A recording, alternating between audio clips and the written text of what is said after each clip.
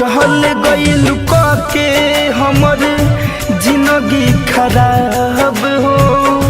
जियता रुझान तू तो होके आबाद हो चल गइल के हमर